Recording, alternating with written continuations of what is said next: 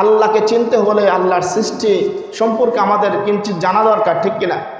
কারণ সৃষ্টি আল্লাহ রাব্বুল আলামিন বলছেন আমাকে নিয়ে ভাবার কোনো দরকার নাই, আমি কে, আমার হাত আছে নাকি, পা আছে কিনা, আমার কয়টা চক্ষু আছে কিনা, আমার স্ত্রী সন্তান আছে কিনা, আমার ঘর বাড়ি আছে কিনা, এটা নিয়ে চিন্তা করা তোমাদের দায়িত্ব না। আমার সৃষ্টি নিয়ে তোমরা চিন্তা করো। আল্লাহ তাআলা বলেন الذين يذكرون الله قياما وقعودا وعلى جنوبهم ويتفكرون في خلق السماوات والأرض। আল্লাহ রাব্বুল আলামিন বলেন ঈমানদার হলো তারা যারা উঠতে বসতে শয়ন স্বপনে সবসময়ের জন্য ইয়াতাফাক্কারুনা ফি খালকিস সামাওয়াতি ওয়াল আরদ, আসমান এবং জমিন নিয়ে যারা গবেষণা করে, চিন্তা ফিকির করে। সুবহানাল্লাহ, ঈমানদারদের পরিচয় একটা, এই আসমান জমিন নিয়ে গবেষণা করা, চিন্তা ফিকির করা, এটা একটা ঈমান বৃদ্ধি করার কারণ। তো এই যে আমরা পৃথিবীতে থাকি, এই পৃথিবীটাকে ক্ষুদ্র একটা পৃথিবী, এই পৃথিবীর মধ্যে আমাদের একটা দেশ বাংলাদেশ, এর মধ্যে আমরা থাকি মাগুরা জেলাতে। মাগুরা জেলার মতো এরকম 64টা জেলা মিলে একটা দেশ, সেটার নাম হলো সুজলা সুফলা শস্য শ্যামলা বাংলাদেশ। এই বাংলাদেশটা কত ছোট যে বাংলাদেশ লিখতে বাংলাদেশের মধ্যে ধরে না। BAN এই শব্দটা লিখতে হয় ইন্ডিয়ার মধ্যে, LA লিখতে হয় বাংলাদেশের মধ্যে, DESH এই শব্দটা লিখতে হয় আবার ইন্ডিয়ার মধ্যে। অত ছোট একটা বাংলাদেশের মধ্যে থাকি, তারপরেও আমরা মনে করি কত বড় একটা দেশে আছি, ঠিক কিনা? এরকম আল্লাহ রাব্বুল আলামিনের 200+ দেশ আল্লাহ তাআলা এই পৃথিবীটা সাজিয়েছেন। এই পৃথিবীর বাংলাদেশের পাশেই যেই রাষ্ট্রটা, সেটার নাম ইন্ডিয়া, ভারত। এই ভারতটাও কমপক্ষে আমাদের দেশ থেকে 20 থেকে 25 গুণ বড়। এরপরে কানাডা আমাদের পৃথিবীর থেকে, আমাদের বাংলাদেশ থেকে প্রায় 150 গুণ বড়। রাশিয়া আমাদের বাংলাদেশ থেকে 200 থেকে 250 গুণ বড়। আমেরিকা আমাদের বাংলাদেশ থেকে 200 গুণ বড়। এরকম অনেক 200 থেকে 250 রাষ্ট্র নিয়ে হচ্ছে একটা পৃথিবী। একটা মানচিত্র বলতেছে, এই মানচিত্রের মধ্যে বিজ্ঞানিকরা বলেছে, গবেষকরা বলেছে মাত্র 30% হলো স্থল, 30% স্থল, আর বাকি 70% হলো কি জল, পানি। এই 100%-এর 30% হলো মানুষ বসবাস করার একটা স্থান, একটা মাধ্যম, আর বাকি পানি আর পানি। আটলান্টিক মহাসাগর, প্রশান্ত মহাসাগর, ভারত মহাসাগর, আরব মহাসাগর, এরকম বড় বড় মহাসাগর দিয়ে আল্লাহ রাব্বুল আলামিন এই পৃথিবীটাকে সাজিয়েছেন। এই পৃথিবীটা আমরা মনে করি কত বড়, বলতেছে এরপরে যান আপনি আসমানে, আকাশ। আমার উদ্দেশ্য হয়েছে আজকের বয়ানের উদ্দেশ্য এটা যে আল্লাহ তাআলার বরত্ব কত মহান, সেটা আমাদের বোঝানোর উদ্দেশ্য। যে এই পৃথিবীর পরে আল্লাহ রাব্বুল আলামিন বলছে মহাশূন্য রেখেছি। এই মহাশূন্য সম্পর্কে কোরআনে কারিমের মধ্যে বিভিন্ন আয়াত আল্লাহ তাআলা বলেছেন। আল্লাহ তাআলা সূরা গফের মধ্যে বলেন, এরপরে সূরা ওয়াকিয়ার মধ্যে বলেন, আল্লাহ তাআলা বলেন ফালা উকসিমু বিমা ওয়াকিআন নুজুম, ওই বিলাক ফলের কসম। আপনারা শুনে থাকবেন বিজ্ঞানিকদের কাছ থেকে, বিভিন্ন গবেষকদের কাছ থেকে, বিলাক ফল নামক একটা আছে, গ্রহ আছে। তো আল্লাহ তাআলা এইগুলোর কসম খেয়ে বলেছেন যে এইগুলো সামান্য, সবকিছু সামান্য, ছোট, ক্ষুদ্র। যেই মহাশূন্যের মধ্যে একটা নক্ষত্র, যেটাকে আমরা জানি সূর্য নামে চিনি, এই সূর্যটা পৃথিবীর থেকে 13 লক্ষ গুণ বড়। কত গুণ বড়? একটু মাথা দিয়ে চিন্তা করবেন যে আমি কত ছোট, কিন্তু আমার বাহাদুরিটা কত বড়, আমার স্পর্ধা কত বড়, আমি আল্লাহর সাথে কত বড় বড় নাফরমানি করতেছি, কিন্তু আমি তো কত ছোট। এটা বোঝানোর উদ্দেশ্য, খালি একটু কান দিয়ে শোনেন, ঈমান বাড়বে ইনশাআল্লাহ। যে এই পৃথিবীর থেকে 13 লক্ষ গুণ বড় সূর্য, ওই সূর্য এরকম হাজার হাজার নক্ষত্র দিয়ে আল্লাহ তাআলা বলেন ওয়ালাকাদ যায়্যানাস সামাআদ দুনিয়া বিমাসাবিহা। আল্লাহ তাআলা বলেন কিন্তু 7টা আকাশ সৃষ্টি করেছেন। এই 7টা আকাশের কথা এখানে এই আয়াতে উল্লেখ করে নাই। আল্লাহ বলেন ওয়ালাকাদ যায়্যানাস সামাআদ দুনিয়া, আমি দুনিয়ার আকাশ, অর্থাৎ সর্বপ্রথম যে আকাশটা, এই আকাশটাকে আমি গ্রহ, নক্ষত্র, তারকা, চন্দ্র, সূর্য দিয়ে সাজিয়েছি। বলেন সুবহানাল্লাহ। যায়্যান্না, সাজানো হয়েছে। যে এই সূর্যটা 13 লক্ষ গুণ বড়। বিজ্ঞানীরা বলেছে যে পৃথিবী থেকে একটা নক্ষত্র আছে যেই নক্ষত্র নাম রেখেছে কুয়াশা, সবচেয়ে দূরের যেটা। বিজ্ঞানীরা আবিষ্কার করতে গিয়ে শেষ পর্যন্ত বলেছে আমরা কিছুই করতে পারি নাই। এটা হলো বিজ্ঞানীদের সর্বশেষ কথা, যে মহাশূন্য সম্পর্কে আমরা তেমন কোনো জ্ঞান মানুষদেরকে আমরা দিতে পারি না। এটা হলো সর্বশেষ বিজ্ঞানীদের কথা। বলছে যে এই যে পৃথিবী থেকে সবচেয়ে দূরে যে নক্ষত্রটা তারা আবিষ্কার করেছে, এই আবিষ্কার যেই নক্ষত্র সেটার নাম হলো কুয়াশা। কি নাম? কুয়াশা। এই কুয়াশাটা কত দূরে যে বলতেছে যাইতে সময় লাগবে 1000 কোটি আলোক বর্ষ। কত বছর লাগবে? এই কুয়াশা পর্যন্ত পৌঁছাইতে লাগবে 1000 কোটি আলোক বর্ষ।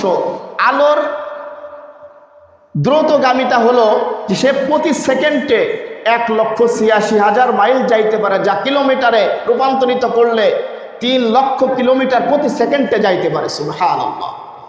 এই আলো বলতেছে যদি কোনো যানবাহন পৃথিবীবাসী কোনোদিন কোনো জন্মে যদি সৃষ্টি করতে পারে যে এমন যানবাহন, যেই যানবাহন প্রতি সেকেন্ডে যাইতে পারবে 3 লক্ষ কিলোমিটার, তাহলে এরকম যানবাহন নিয়ে ওই কুয়াশা পর্যন্ত পৌঁছাইতে লাগবে তার 1000 কোটি বছর। বলেন সুবহানাল্লাহ।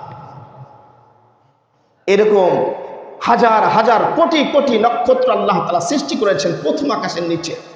বলতেছে একটা আছে ব্যাটেল জিউস। আপনারা যারা যুবক ভাইরা আছে পড়াশোনা করে সায়েন্স নিয়ে, তাদেরকে একটা বইয়ের নাম আমি সাজেস্ট করব। আমাদের কওমি মাদ্রাসায় পড়া হয়, সেটা হলো আল বিদায়া ওয়ান নিহায়া। আমি তো মনে করি যারা গবেষক হয়েছে, যারা বিজ্ঞানী হয়েছে, তারা মনে হয় আল বিদায়া নিহায়া ছাড়া তারা বিজ্ঞানী হতে পারে নাই। এই আল বিদায়া নিহায়া কিতাবের মধ্যে আসছে ব্যাটেল জিউস একটা নক্ষত্র আছে। এই নক্ষত্রটা সূর্য যে পৃথিবীর থেকে 13 লক্ষ গুণ বড়, ওইটার থেকে সূর্য থেকে 25 লক্ষ কোটি গুণ বড় হলো ব্যাটেল জিউস তারকাটা। সুবহানাল্লাহ। কত লক্ষ গুণ বড়? 25 লক্ষ গুণ বড় সূর্যর থেকে। বলতেছে এরকম সূর্য, ব্যাটেল জিউস, আরো যা কিছু আছে, কুয়াশা, এই সব কিছু মিলে এরকম 100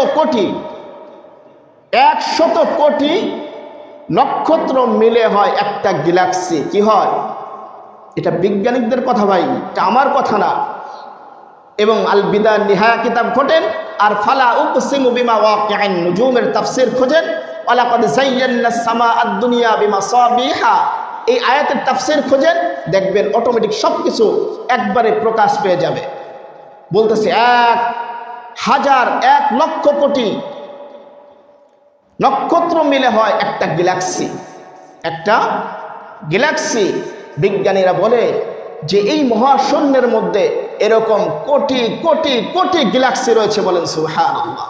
বলতেছে এই কোটি কোটি গ্যালাক্সি যখন আবার এরকম ঘুরতে ঘুরতে কোন এক সময় ব্ল্যাক হোল, যেই কথা আল্লাহ তাআলা কোরআনের মধ্যে বলেছে ফালা উকসিমু বিমা ওয়াকিআন নুজুম, আমি ওই ব্ল্যাক হোলের কসম খাচ্ছি, যে ওই ব্ল্যাক হোলের কসম খাচ্ছি, যেই ব্ল্যাক হোলটা কত বড়, যে ঘুরতে ঘুরতে যখন ওই বড় বড় গ্যালাক্সি, লক্ষ লক্ষ কোটি কোটি নক্ষত্র মিলে যেই গ্যালাক্সি হয়, সেই গ্যালাক্সি যখন ওই ব্ল্যাক হোলের রেঞ্জের মধ্যে মুখের কাছে চলে আসে, বলতেছে ওইটা বাচ্চারা হাওয়াই মিঠাই বা চকলেট মুখের মধ্যে দিয়ে চুষতে চুষতে যেরকম ফিনিশ করে ফেলায়, বলতেছে ওই রকম ব্ল্যাক হোলের মুখের কাছে যখন, ওই রেঞ্জের কাছে যখন এরকম গ্যালাক্সি লক্ষ লক্ষ কোটি কোটি গ্যালাক্সি যখন যায়, ওই রকম ফিনিশ করে ফেলায়। বলেন সুবহানাল্লাহ।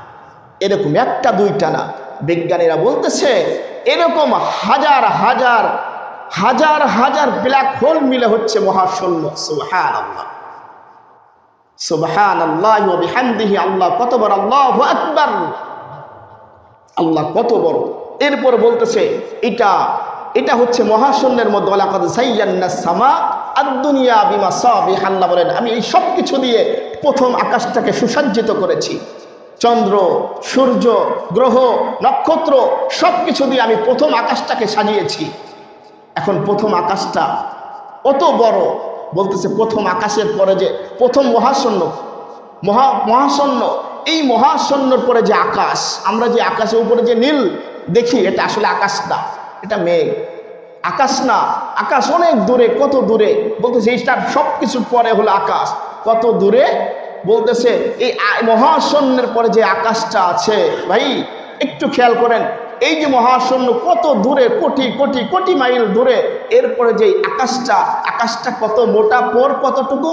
বিজ্ঞানীরা বলে, এটা বিজ্ঞানীরা বলে না, এটা কোরআন বলে, এটা তাফসীর কারক বলে যে এই যে মহাশূন্যের মধ্যে যে ফাঁকা জায়গাগুলো আছে, এটা বুঝতে হলে একটু ব্রেন লাগবে, একটু মেধা খাটাইতে হবে, একটু চিন্তা ফিকির করতে হবে। আমি কত ক্ষুদ্র, আমি কত ছোট সলিমুদ্দি, আমার পাওয়ারটা আমি কোথায় দেখাই, এটা আমাকে চিন্তা ফিকির করতে হবে যে আমি সলিমুদ্দি, আমি তো সরিষার দানাও না। আর কিসের সরিষার দানা, অস্তিত্বের মধ্যেই তো আসেন। বলতেছে ওই যে প্রথম আকাশের পোরটা, প্রথম আকাশ যে মোটা, বলতেছে এই যে মহাশূন্যের মধ্যে যে জায়গাটা, এটার থেকে 70 গুণ মোটা। বলে সুবহানাল্লাহ, 70টা মহাশূন্য এক জায়গা করলে যতটুকু মোটা হবে, বলতে প্রথম আকাশটার পোর হলো অতটুকু মোটা। সুবহানাল্লাহ, বলতেছে মহাশূন্য, প্রথম মহাশূন্য আর প্রথম আকাশের যেই পোরটা সবকিছু মিলে যতটুকু জায়গা হবে, এটা হলো দ্বিতীয় আকাশের মহাশূন্য।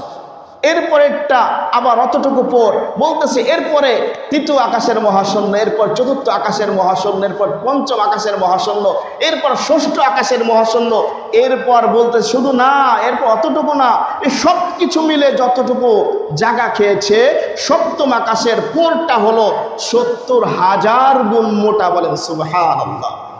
অনেকের ভিতর প্রশ্ন জাগে যে আল্লাহ তাআলা কি জান্নাতে এক একটা মানুষকে 10 দুনিয়ার সমান জান্নাত দেবে?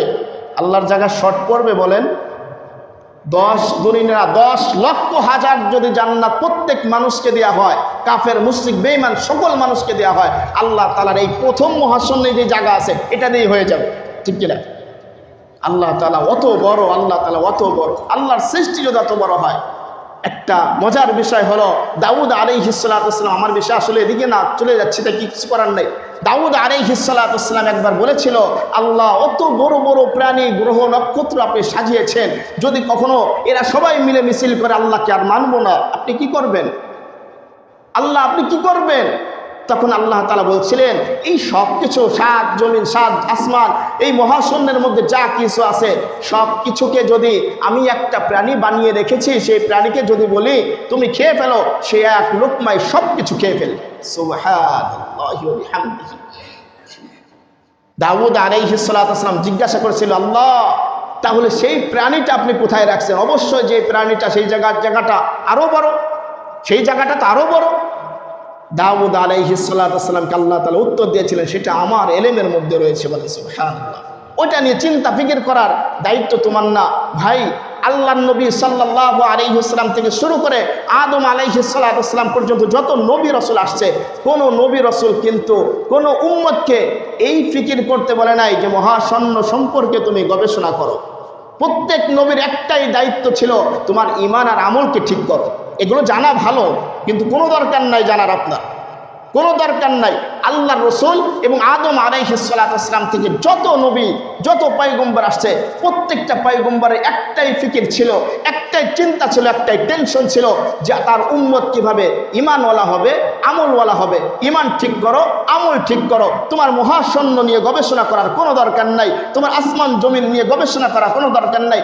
কোন কিতাবের মধ্যে খোদার কসম আপনি দেখাইতে পারবেন না যে এটা নিয়ে কোন নবী রাসূল বলেছে যে তোমরা এটা নিয়ে চিন্তা ফিকির করো। হ্যাঁ, চিন্তা ফিকির, সৃষ্টি নিয়ে চিন্তা ফিকির করার কথা আছে, কিন্তু এটা নিয়ে কোনো উৎসাহ নাই, কোনো উদ্দীপনা নাই যে এটা নিয়ে চিন্তা ফিকির করতেই হবে, না করলে তোমার কবরে আযাব হবে। এটা নিয়ে চিন্তা নাই। ঈমান ঠিক করো, আমল ঠিক করো। এটা নিয়ে যদি তুমি চিন্তা ফিকির না করো, এটা যদি তুমি ঠিক না করো, তাহলে কিন্তু তোমার অবস্থা খারাপ হয়ে যাবে। মুহতারাম হাজিরিন, তো রাসূলুল্লাহ সাল্লাল্লাহু আলাইহি ওয়াসাল্লাম যখন জিনা নামক এই যানবাহনটা নিয়ে বাইতুল মুকাদ্দাস থেকে চলে গেলেন, এই প্রথম আকাশ, এখন একটু জানা দরকার এই প্রথম আকাশ কিসের থেকে, কি দ্বারা তৈরি? কিতাবের মধ্যে আসছে এই প্রথম আকাশ যেটা দেখতেছি, এই আকাশটা আল্লাহ রাব্বুল আলামিন সৃষ্টি করেছেন। এই আকাশটা আল্লাহ তাআলা সৃষ্টি করেছেন সবুজ রঙের জামরুদ পাথর দিয়ে। সুবহানাল্লাহ। দ্বিতীয় আকাশটা সৃষ্টি করেছেন আল্লাহ তাআলা লোহা দিয়ে। তৃতীয় আকাশটা সৃষ্টি করেছেন আল্লাহ তাআলা তামা দিয়ে। চতুর্থ আকাশটা সৃষ্টি করেছেন আল্লাহ তাআলা রূপা দিয়ে। পঞ্চম আকাশটা সৃষ্টি করেছেন আল্লাহ তাআলা এরকম স্বর্ণ দিয়ে। ষষ্ঠ আকাশটা সৃষ্টি করেছে আল্লাহ তাআলা নীল রত্ন পাথর দিয়ে, এবং সপ্তম আকাশটা আল্লাহ তাআলা সৃষ্টি করেছেন লাল ইয়াকুত দামি পাথর দিয়ে। বলেন সুবহানাল্লাহ। এই সাত জমিন সাত আকাশ আল্লাহ রাব্বুল আলামিন তার নবীকে ভেদ করাবেন। এখন প্রথম আকাশে চলে গিয়েছেন ভাই জিবরাইলের সাথে, হযরতে জিবরাইল আলাইহিস সালাতু ওয়াস সালামের সাথে। জিবরাইল আলাইহিস সালাতু ওয়াস সালাম প্রথম আকাশে গিয়ে একটা দরজা আছে, একটা গেট আছে, গেটে যে নক করেছে। প্রথম আকাশে যে ফেরেশতা গেটে যে দারোয়ান আছে তার নাম হলো ইসমাইল। এই আলোচনা করার সুযোগ নেই, সে অনেক কিছু বলেছিল, কতজন ফেরেশতা প্রথম আকাশে আছে সেটাও কিতাবের মধ্যে দিয়ে আছে। এই আলোচনা এখন করতে গেলে অন্য আলোচনার দিক থাকবে না, সময় তেমনি শেষ। এরপরে বলতেছে প্রথম আকাশে যে যখন নক করলো, ভিতর থেকে একটা প্রশ্ন আসলো যে আপনি কে? বললাম আমি জিবরাইল। আপনার সাথে কে? তিনি বললেন রাহমাতাল লিল আলামিন। আপনি তাকে নিয়ে আসছেন কেন দুনিয়ার থেকে? আপনাকে কি আনার অনুমতি দেওয়া হয়েছে? বলছে হ্যাঁ, অনুমতি দেওয়া হয়েছে। তো এখান থেকে আমাদের একটা শিক্ষা, আমরা শিক্ষা গ্রহণ করতে পারি না ভাই। এখান থেকে একটা শিক্ষা, যত বড়ই হই না কেন, আমি যত এমপি মন্ত্রী চেয়ারম্যান হই না কেন, বলতেছে কোনো মানুষের বাড়িতে গেলে, কোনো মানুষের বাসায় গেলে যাই হুট করে ঢুকে যাব না, আগে কি করব? সালাম দেব। কি করব? এটা নবীজির শিক্ষা, এটা আল্লাহর শিক্ষা, এটা জিবরাইলের শিক্ষা। জিবরাইল সালাম দিয়েছে ইসমাইল ভিতর থেকে। ইসমাইল এই নবী ইসমাইল না, ফেরেশতা ইসমাইল। বলছে আপনি কে? আপনার পরিচয় দেন। পরিচয় দিয়েছে, নখ খুলেছে, এই দরজা খুলেছে। দরজা খোলার পরে দেখে যে ওখানে বসে আছে আমাদের আপনার সকলের বাবা আদম আলাইহিস সালাতু ওয়াস সালাম। বলেন সুবহানাল্লাহ। আদম আলাইহিস সালাতু ওয়াস সালামের সাথে সাক্ষাৎ হওয়ার সাথে আদম আলাইহিস সালাম দাঁড়িয়ে মুহাম্মদ সাল্লাল্লাহু আলাইহি ওয়াসাল্লামের সাথে মুআনাকা করেছে, মুসাফা করেছে, তার জন্য বরকতের দোয়া করেছে, মারহাবা বলেছে, আহলান সাহলান বলেছেন, অনেক কিছু কথা মনে হয়েছে। এরপরে নবী মুহাম্মদ সাল্লাল্লাহু আলাইহি ওয়াসাল্লাম হাদিসের মধ্যে বলতেছেন, আমি দেখলাম আমার বাবা আদম আলাইহিস সালাতু ওয়াস সালাম একটা সিংহাসনের উপর বসে আছে, একটা চেয়ারের উপর বসে আছে। কিন্তু অভিনব বিষয় হলো, যখন সে ডান দিকে তাকায় সে হেসে দেয়, আর যখন সে বাম দিকে তাকায় সে কান্নারত অবস্থায় কান্না করতে থাকে। আমি জিবরাইলকে জিজ্ঞাসা করলাম, বাবার অবস্থা এমন কেন? হযরতে জিবরাইল আলাইহিস সালাতু ওয়াস সালাম বললেন, এটা হলো আপনার বাবার যে কিছু জান্নাতি সন্তান আছে যারা ডান দিকে, আর কিছু জাহান্নামী সন্তান আছে যারা বাম দিকে। যখন তিনি তার ডান দিকে জান্নাতি সন্তানদেরকে দিকে তাকায় আর দেখে জান্নাতে তারা নাজ নিয়ামতের মধ্যে আছে, তখন সে খুশি হয়ে যায়। আর যখন দেখে বাম দিকে এরকম তার জাহান্নামী সন্তানেরা আছে, যখন তারা জাহান্নামের জ্বলতেছে এই ভয়াবহতা দেখে, তখন তিনি কেঁদে দেন। কারণ বাবা তো, তার ভিতর তো ভালোবাসা থাকে সন্তানের প্রতি। সন্তান যত খারাপই হোক, সন্তানের প্রতি একটা টান, একটা ভালোবাসা থাকে। মদখোর জুয়াখোর হইলেও দেখবেন বাবার কিন্তু একটা টান থাকে, মায়ের কিন্তু একটা টান থাকে যে আমার কলিজার টুকরা সন্তান। নূহ আলাইহিস সালাতু ওয়াস সালাম তার সন্তান কিনানের জন্য দোয়া করেছিল। যাই হোক, ওটা উদ্দেশ্য না। এরপরে নবী মুহাম্মদ সাল্লাল্লাহু আলাইহি ওয়াসাল্লাম এই দৃশ্য দেখেন। এই দৃশ্য যদি পড়তে চান, জানতে চান, সূরা ওয়াকিয়ার তাফসীর বিস্তারিত পড়বেন। দেখেন আদম আলাইহিস সালামের জান্নাতের অবস্থা, বাম দিকে জাহান্নামীদের অবস্থা। আনিল ইয়ামিন ওয়া আনিশ শিমাল, আনিল ইয়ামিনি, ইয়ামিনের দিক খবর আছে, শিমালের খবর আছে, জান্নাতীদের খবর আছে, জাহান্নামীদের খবর আছে। এই আলোচনা যদি কোনোদিন সূরা ওয়াকিয়ার আলোচনা আসে ইনশাআল্লাহ করব। এরপরে হযরতে আদম আলাইহিস সালাতু ওয়াস সালামের সাথে কথোপকথন শেষ করে চলে গেলেন দ্বিতীয় আকাশে। দ্বিতীয় আকাশে আবার নক করলেন, একই উত্তর, একই প্রশ্ন উত্তর হলো। এরপরে খুললেন দরজা, ওখানে দেখা হলো দুই খালাতো ভাই, হযরতে ঈসা আলাইহিস সালাতু ওয়াস সালাম এবং হযরতে ইয়াহইয়া আলাইহিস সালাতু ওয়াস সালাম। তাদের সাথে কথা হলো, তারা ভাই বলে সম্বোধন করলো, অনেক কথাবার্তা হয়ে চলে গেলেন তৃতীয় আকাশে। তৃতীয় আকাশে দেখা হলো হযরতে ইউসুফ আলাইহিস সালাতু ওয়াস সালামের সাথে। ইউসুফ আলাইহিস সালাতু ওয়াস সালামের চেহারা দেখে নবী মুহাম্মদুর রাসূলুল্লাহ সাল্লাল্লাহু আলাইহি ওয়াসাল্লাম মুগ্ধ হয়ে গেলেন। আল্লাহ তাআলা হযরত জিবরাইলের মাধ্যমে জানাই দিলেন, নবী আপনি মুগ্ধ তো হয়েছেন, আপনার উম্মত যখন জান্নাতি হবে প্রত্যেকটা উম্মতের চেহারা হবে আপনার ভাই ইউসুফ আলাইহিস সালাতু ওয়াস সালামের মতো। বলেন সুবহানাল্লাহ, অত সুন্দর হবে চেহারা। এরপরে চলে গেলেন নবী মুহাম্মদুর রাসূলুল্লাহ সাল্লাল্লাহু আলাইহি ওয়াসাল্লাম চতুর্থ আকাশে। যাওয়ার পরে দেখা হলো হযরতে ইদ্রিস আলাইহিস সালাতু ওয়াস সালাম, তাকে নাতি বলে সম্বোধন করলো। এটারও বিস্তারিত আলোচনা আছে, এদিকে যাব না। এরপরে চলে গেল পঞ্চম আকাশে। পঞ্চম আকাশে যাওয়ার পরে দেখা হলো হযরতে হারুন আলাইহিস সালাতু ওয়াস সালামের সাথে। এরপর তার সাথে অনেক কথোপকথন হওয়ার পরে চলে গেলেন ষষ্ঠ আকাশে। ষষ্ঠ আকাশে দেখা হলো হযরতে মূসা কালিমুল্লাহ আলাইহিস সালাতু ওয়াস সালামের সাথে। মূসা আলাইহিস সালাম অনেক কথা বলার পরে এক পর্যায়ে কেঁদে দিয়েছে। এক পর্যায়ে কেঁদে দিয়েছে। মুহাম্মদ সাল্লাল্লাহু আলাইহি ওয়াসাল্লাম বলেছেন, ভাই আপনি কাঁদেন কেন? বলতেছে, আমি কোন একটা সময় আমার আল্লাহকে জিজ্ঞাসা করেছিলাম, আল্লাহ আমার কত উম্মত জান্নাতে যাবে? তখন আল্লাহ তাআলা আমাকে বলেছিল, আপনার অসংখ্য অগণিত নবী আপনার সাথে জান্নাত, অসংখ্য অগণিত উম্মত আপনার জান্নাতে যাবে, যে অত উম্মত আর কারোই যাবে না। সুবহানাল্লাহ। আমি অত খুশি হয়েছিলাম। তখন আমি আবার আল্লাহর কাছে জিজ্ঞাসা করলাম, আল্লাহ আমার উম্মত থেকে আর কোন উম্মত কি অত বেশি জান্নাতে যাবে? বলতেছে, মুসা একটা নবী আসবে, আমার হাবিব আসবে, আমার নবী মুহাম্মদ আসবে, তার উম্মত অত হবে যে তুমি শুধু তাদের মাথায় দেখতে পারবে, তাদের শেষ সীমানার খুঁজে পাবে না। বলেন সুবহানাল্লাহ। তো মুসা আলাইহিস সালাম কাঁদতেছে আর বলতেছে, কেন আমার উম্মত বেশি ঈমান আনলো না, বেশি আমল করলো না, কেন আমার কথা শুনলো না? নবীরা প্রত্যেকেই বাবার মতো ছিল, প্রত্যেকেই মায়ের মতো মায়াবী ছিল। তারা চিন্তা করতো, আমার নবী, আমার উম্মতেরা কেন ঈমান আনে না, কেন আমার উম্মতেরা আমল করে না? যেই মায়াটা আজকে উলামায়ে কিরামের মধ্যে আল্লাহ তাআলা দিয়ে দিয়েছেন। উলামায়ে কিরাম চিন্তা করে, কেন আমার মুসল্লিরা ঈমান আনে না, কেন আমার মুসল্লিরা নামাজি হয় না, কেন আমার ইমাম এর সমাজের লোকেরা ভালো পথে চলে না? প্রত্যেকটা আলেমদের এই ফিকির নিয়ে আলেমরা চলে। কারণ উলামায়ে কিরাম হচ্ছে নবীদের ওয়ারিস, নবীদের যে গুণ ছিল আল্লাহ পাক আলেমদের মধ্যে সেই গুণগুলো দিয়ে দিয়েছে।